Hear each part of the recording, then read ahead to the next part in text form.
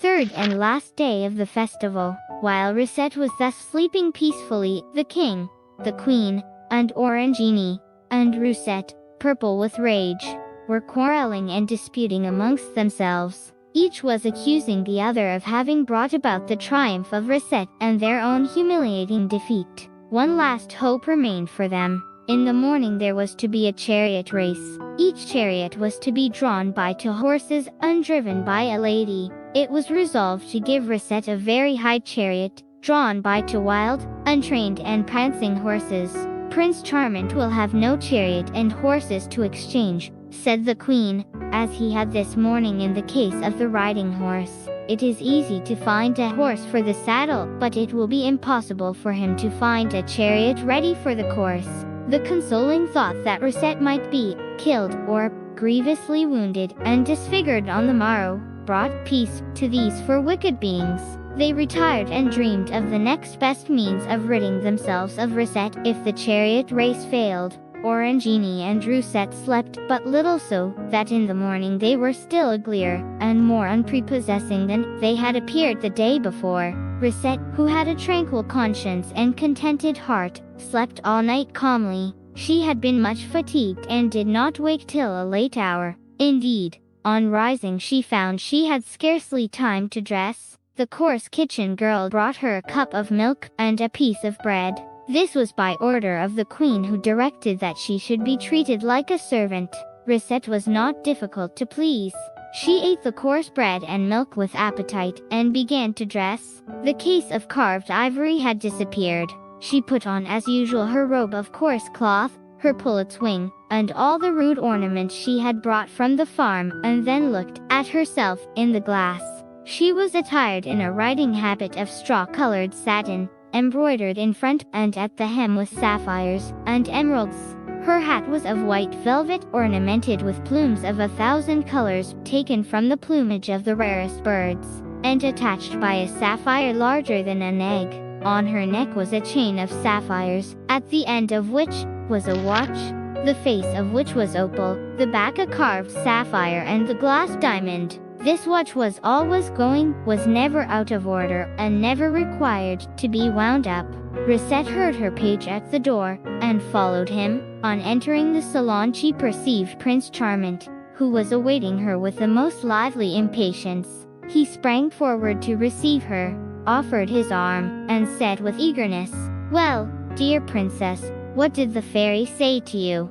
What answer do you give me?" "That which my heart dictated, sweet prince. I consecrate my life to you as you have dedicated yours to me." "Thanks. 1,000 times thanks, dear and bewitching Rosette.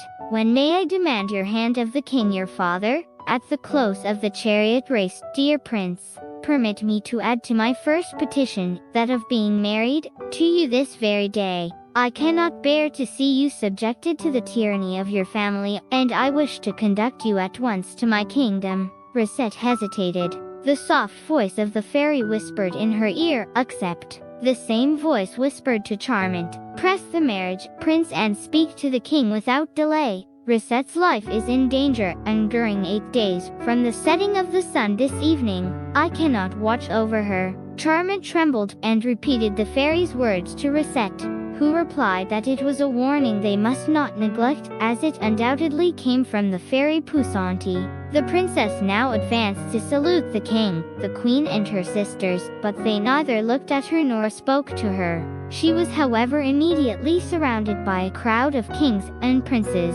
each one of whom had himself proposed to ask her hand in marriage that evening. But no one had an opportunity to speak to her, as Charmant never left her side a single moment. After the repast they went down to get into the chariots. The kings and princes were to go on horseback and the ladies to drive the chariots. The chariot designed for Rosette by the queen was now brought forward. Charmant seized Rosette at the moment she was about to take the reins and lifted her to the ground. "You shall not enter this chariot, princess. Look at these wild and ungovernable horses."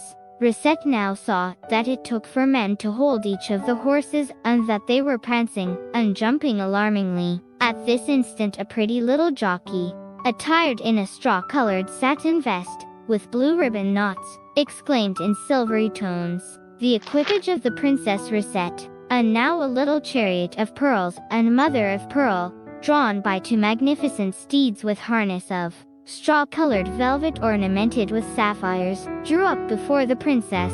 Charmant scarcely knew whether to allow Rosette to mount this unknown chariot, for he still feared some cunning wickedness of the king and queen. But the voice of the fairy sounded in his ear, "Allow Rosette to ascend the chariot. These horses are a present from me.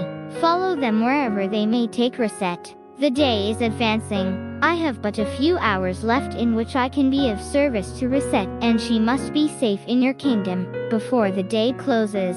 Charmant assisted Rosette to ascend the chariot, and sprang upon his horse. A few moments afterwards, 2 chariots driven by veiled women advanced in front of Rosette. One of them dashed her chariot with such violence against that of Rosette, that the little chariot of Mother of Pearl would inevitably have been crushed had it not been constructed by fairies. The heavy and massive chariot was dashed to pieces instead of Rosette's. The veiled woman was thrown upon the stones, where she remained immovable whilst Rosette, who had recognized Orangini, tried to stop her own horses. The other chariot now dashed against that of Rosette and was crushed like the first, and the veiled woman was also dashed upon the stones, which seemed placed there to receive her. Rosette recognized Rosette and was about to descend from her chariot, when Charmant interfered and said, "Listen, Rosette." A voice whispered, "Go, flee quickly. The king is pursuing you with a great company to kill you both. The sun will set in a few hours. I have barely time to rescue you from this danger, so give my horses the reins, Charmant. Abandon yours." Charmant sprang into the chariot by the side of Rosette, who was more dead than alive. The superb steeds set off with such marvelous speed that they made more than 20 leagues an hour. For a long time they knew that they were pursued by the king with a numerous troop of armed men, but they could not overtake the horses of the fairy. The chariot still flew on with lightning haste. The horses increased their speed till at last they made 100 leagues an hour. During 6 hours they kept up this rate and then drew up at the foot of the stairs of Prince Charmant. The whole palace was illuminated, and all the courtiers were waiting at the entrance in their most magnificent costumes to welcome the princess and the prince. The prince and Rosette were amazed, not knowing how to understand this unexpected reception. Charmant had just assisted the princess to descend from the chariot, when they saw before them the fairy Poussanti, who said, "Most welcome to your kingdom, Prince Charmant. Follow me. All is prepared for your marriage. Conduct Rosette to her room, that she may change her dress, whilst I explain to you all the events of this day, which seem so incomprehensible to you. I have 1 hour at my disposal." The fairy and Charmant now led Rosette to an apartment, ornamented with the most exquisite taste, where she found her maids waiting to attend upon her. "I will return to seek you in a short time, my dear Rosette," said the fairy. "My moments are counted." She departed with Charmant and said to him, the hatred of the king and queen against Rosette had become so intense that they had blindly resolved to defy my vengeance and to get rid of Rosette. Seeing that their cunning arrangements in the chariot race had not succeeded, after I substituted my horses for those which would certainly have killed Rosette, they resolved to have recourse to violence. The king employed a band of brigands, who swore to him a blind obedience. They pursued your steps with vengeance in their hearts, and as the king knew your love for Rosette, and foresaw that you would defend her to the death, he was resolved to sacrifice you also to his hatred. Orangini and Rosette, ignorant of this last project of the king, attempted to kill Rosette, as you have seen, by dashing their heavy chariots violently against the light chariot of the princess. I have punished them as they deserved. Orangini and Rosette have had their faces so crushed and wounded by the stones that they have become frightful. I have aroused them from their state of unconsciousness, cured their wounds, but left the hideous scars to disfigure them. I have deprived them of all their rich clothing, undressed them like peasants, and I married them at once to two brutal ostlers, whom I commissioned to beat and maltreat them until their wicked hearts are changed, and this I think will never take place. As to the king and queen, I have changed them into beasts of burden, and given them to wicked and cruel masters, who will make them suffer for all their brutality to Rosette. Besides this, they have all been transported into your kingdom, and they will be compelled to hear unceasingly the praises of Rosette and her husband. I have but one piece of advice to give you, dear prince. Hide from Rosette the punishment I have inflicted upon her parents and sisters.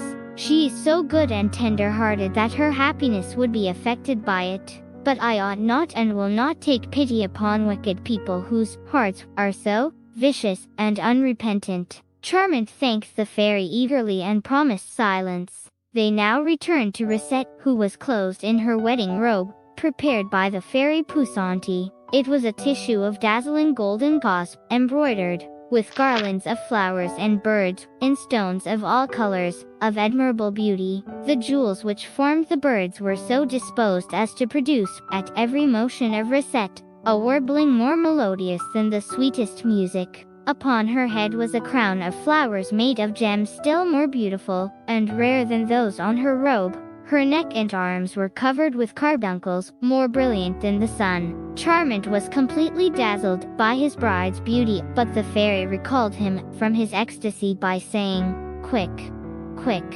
onward. I have but half an hour, after which I must give myself up to the queen of the fairies and lose my power for 8 days.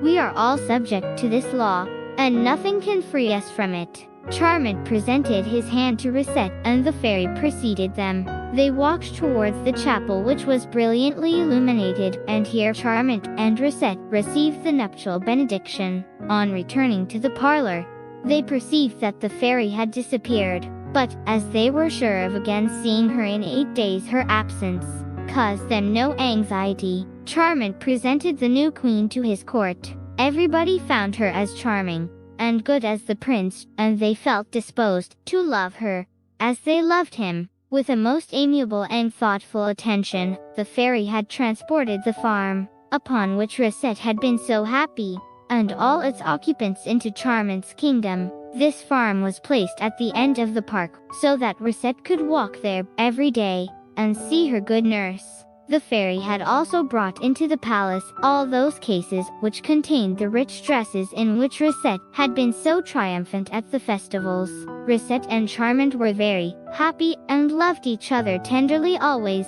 Rosette never knew the terrible punishment of her father, mother and sisters. When she asked Charmant the fate of her sisters, he told her that their faces were much disfigured by their fall amongst the stones, but they were well and married, and the good fairy expressly forbade Rosette to think of them. She spoke of them no more. As to Orangini and Rosette, the more unhappy they were, the more cruel and wicked their hearts became, so the fairy allowed them to remain always a glebe, and in the most degraded ranks of life. The king and queen, changed into beasts of burden, found their only consolation in biting and kicking everything that came within their reach. They were obliged to carry their masters to festivals given in honor of Rosette's marriage, and they were mad with rage when they heard the praises lavished upon the young couple, and in seeing Rosette pass by, beautiful, radiant and adored by Charmant. The fairy had resolved that they should not return to their original forms till their hearts were changed.